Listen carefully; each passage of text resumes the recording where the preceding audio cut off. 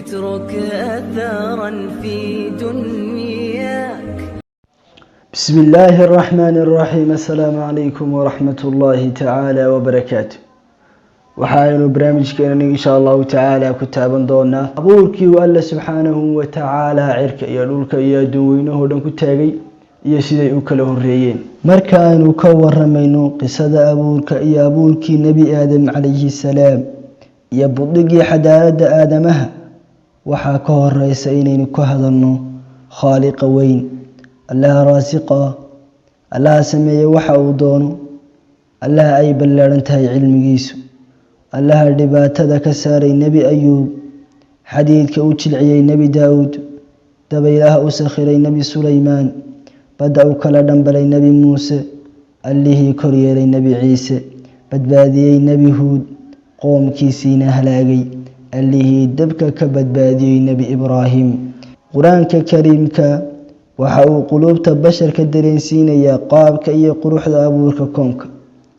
isagoo qur-aanku taa ka hadlaya baa alla waxa uu leeyahay fatabaaraka allahu axsanu lkhaaliqiin alladii axsana kulla shayin khalaqah wabadaa khalqa alinsaani min diin afalam yanduruu ila alsamaa'i fawqahum kayfa banaynaaha wazayannaaha wamaa lahaa min furuuj.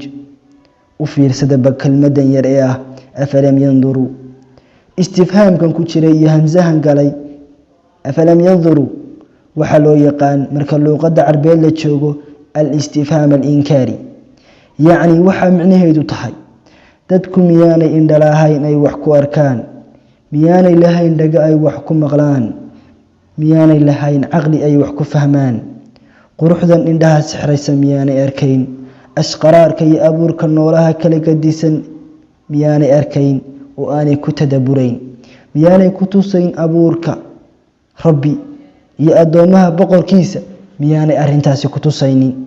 sidaa awgeed qur-aanka waxa ku badan in laga fiirfiirsado, in laga fakaro, in indhaha lagu daaliyo abuurka iyo ashqaraarka adduunyada yaala. awalam yanduruu fii malakuuti asamaawaati waalardi wamaa khalaqa allahu min shay فانظروا إلى آثار رحمة الله كيف يحيي الأرض بعد موتها إن ذلك لمحيي الموتى وهو على كل شيء قدير قل سيروا في الأرض فانظروا كيف بدأ الخلق ثم الله ينشئ النشأة الآخرة إن الله على كل شيء قدير. ما يهدب عنده إيجاي قلوبتي فكريسي تجيه مغني لها dareemihii noolaa. qofka u fiirsada caalamka iyo habsami socodkiisa waxa ka dhacaya iyo quruxdiisa, u fiirsada nidaamkiisa sida weyn ee loo sugay, shay kastaana ugu habboon yahay halkii la dhigay, waa uu fajacayaa.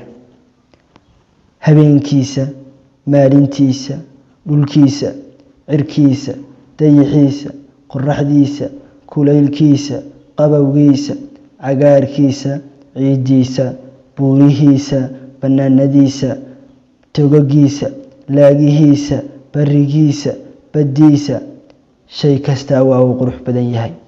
shay kastaana waxa uu yaalaa halkii loogu talagalay. shay kastaa waa uu sugan yahay, shay kastaa waa uu nidaamsan yahay, laga soo bilaabo noolaha u yar, quraanjo ha noqoto, ilaa noolaha ugu weyn.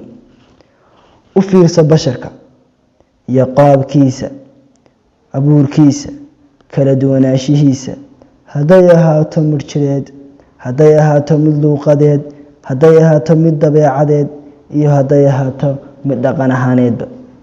wasawarakum fa axsana suwarakum.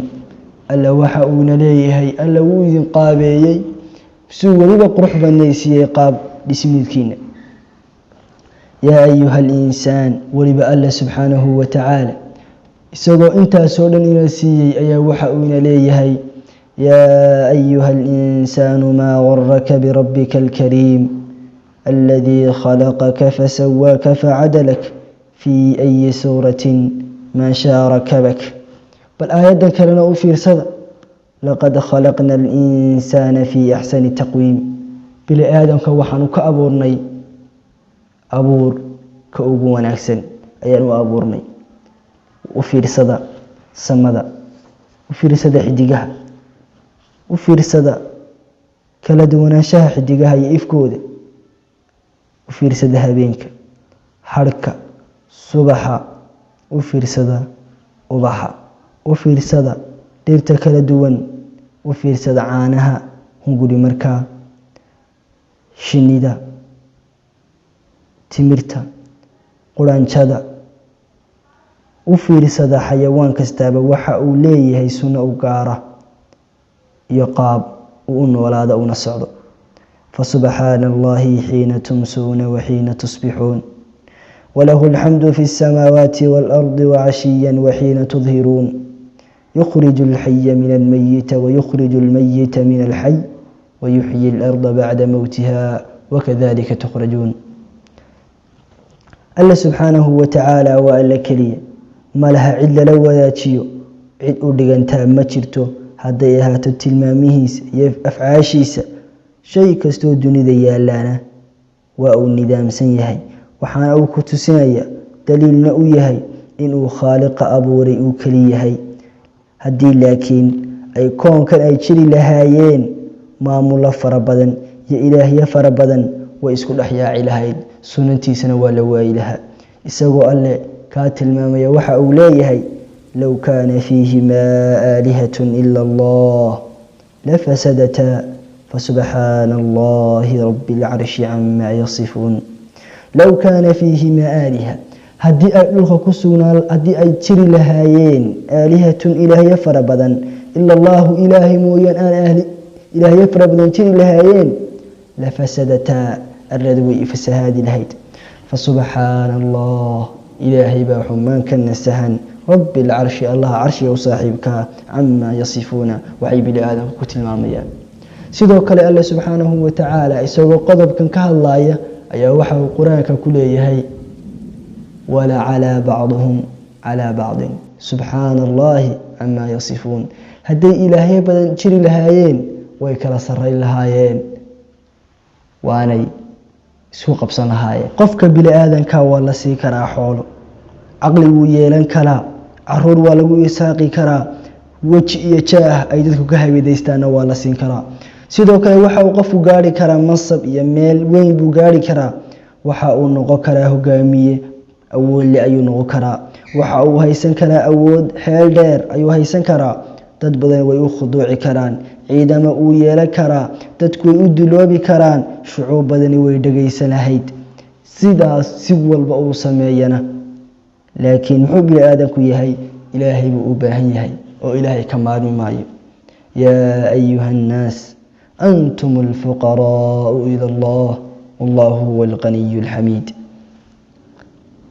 sidoo kale haddaynu u fiirsano alle subxaanahu watacaala kalaamkiisa mucjiska qur-aankiisa, caqliyadu la wareereen, xadhigiisa adag, nuurka cad kaasoo ku hadlaya weyni ka hadlaya.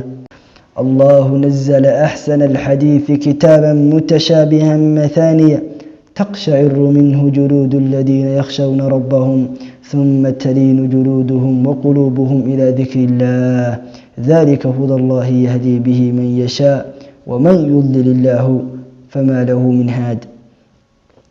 الله سبحانه وتعالى جريتانكيس وأرن سوغان كسوغان نفها بلآدنك كاسو أي لقسنتهي فطرة بلآدنك نوافق سنتهي ومد كتلالا قلوبت وما باهنا الدليل يعدين وليس يصح في الأفهام شيء إذا احتاج النهار إلى دليل. dadka caqligooda ku sax maaha haddii ay maalintu u baahato dadka uga baahato daliil iyo shay cad. hase yeeshee dadka kuwa caqliga yar nafahoodu xanuunsanayaan, caqligoodu uu gaaban yahay, garashadoodu ay si eber tahay, waa alla weydiideen waanay ka murmaan iyadoo ay ka hadlayaan damaa'irtoodu quluubtooduna ay qirayaan bay afka ka diideen. ilaahayna isagoo taa tilmaamaya waxa uu leeyahay wajaxaduu biha wastayqanathaa anfusuhum dulman waculuwa. ambiyadii alla subxaanahu watacaala soo diray kuwii waxyiga ku aaminay kuwii dacwadda iyo risaalada bini aadamka u keenay, kuwii adduunka iftiimiyey, kuwii tawxiidka u gargaaray. arrimahaas oo kale way la soo kulmeen. dad badanna way kala kulmeen, haba kala duwanaato dabiicadahoodu, laakiin isku arrin keliya ayay sheeganayeen. mid ka mid oo sheegtay ilaahnimo ayaa waxa uu alla subxaanahu wa tacaala ku xoojiyey mid ka mida nebiyadiisii ka mid ah awliyadii ilaahay subxaanahu wa tacaala uu leeyahay, ayaa waxa uu ku xoojiyey adilo iyo daliil caqliyadu la wareerayso. nebi ibraahim calayhi salaam waxaa dhacayn jiray namruud binu kancaan, kaasoo sheegtay ilaahnimo. alla subxaanahu wa tacaala qur-aanka ayuu kaga sheekeeyey. nebi ibraahim waxa uu ku yihi war adigu alla ma tihid, waayo alla waxbuu dilaa waxna wuu nooleeya. waxa uu yihi anna waxbaan dilaa waxna waa nooleeya. intuu laba qof soo qabtay ayuu midna dilay midna sii daayay. nebi ibraahim wuu fakeray, tana waxa uu ku yidhi alla subxaanahu wa tacaala qoraxda waxa uu ka keenaa bariye, adigu galbeed ka soo saar. dabeedna afqalaqaad ayay ku noqotay, waanu awoodi waayey wax aanu ka